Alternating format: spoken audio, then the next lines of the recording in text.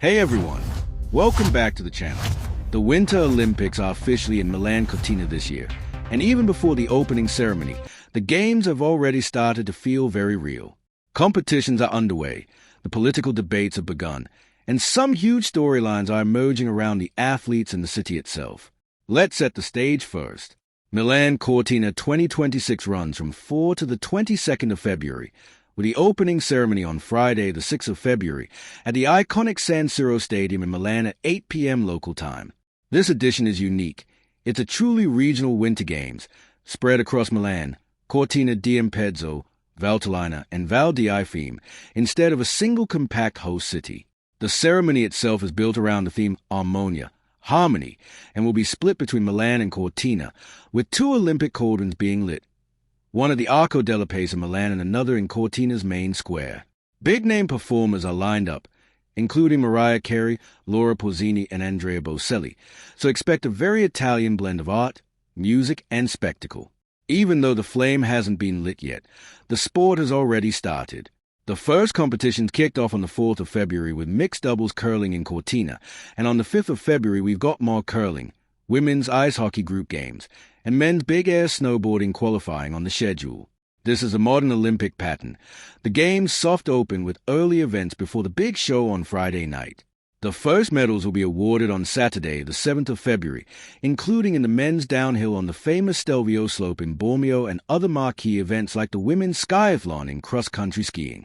So if you're watching this on Friday, we're at that exciting point where everything is in motion, but the medal table is still a clean slate. No country has a medal yet.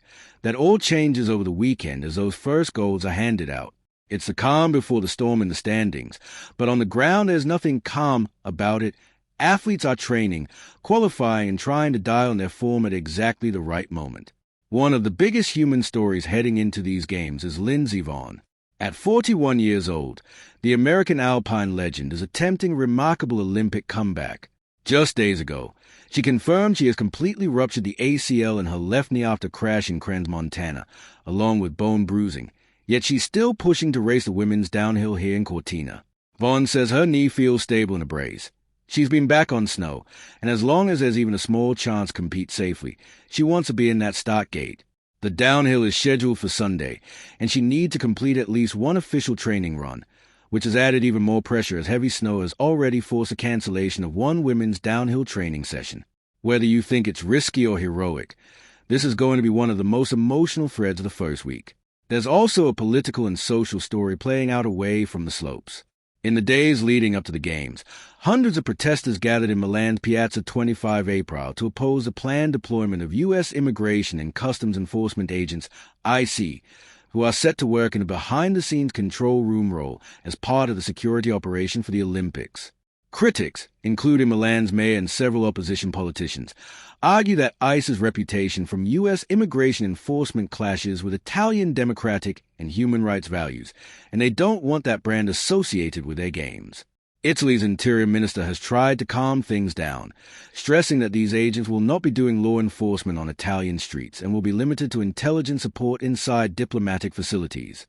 Still, protests and an ice-out demonstration are planned around the opening ceremony, so expect this tension between security and public image to remain part of the Milan Cortina narrative. Now, beyond the controversy, this Olympics also marks a genuinely historic sports milestone, the debut of ski mountaineering, or skimo, as a full medal sport. This is the first new Winter Olympic sport added since snowboarding came in back in 1998. Ski mountaineering combines brutal uphill climbs on skis with skins, short boot pack sections on foot, and then technical downhill skiing through gates.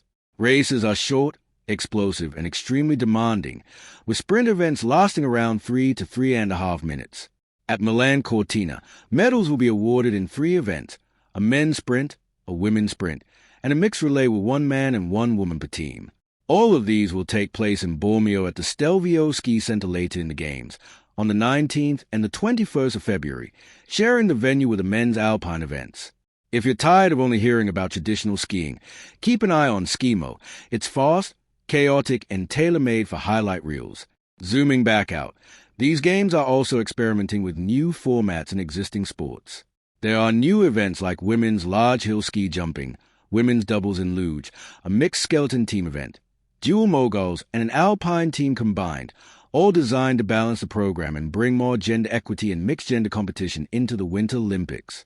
The multi-city model also means Milan will be all about ice, figure skating, speed skating, short track, and men's ice hockey, while Cortina will host women's alpine skiing, curling, and sliding sports like bobsleigh, luge, and skeleton.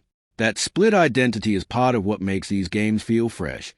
One foot in a global fashion and design capital, the other in a classic alpine resort town.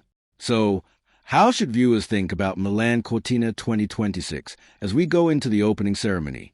On one side, you have the usual Olympic magic. Star athletes, risky comebacks, a brand new sport, and one of the most ambitious opening ceremonies ever staged, spread across two cities with double cauldrons and a big pop culture lineup.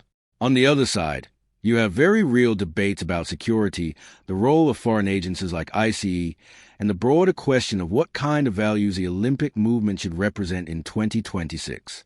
If you follow this channel, over the next days you'll see both sides.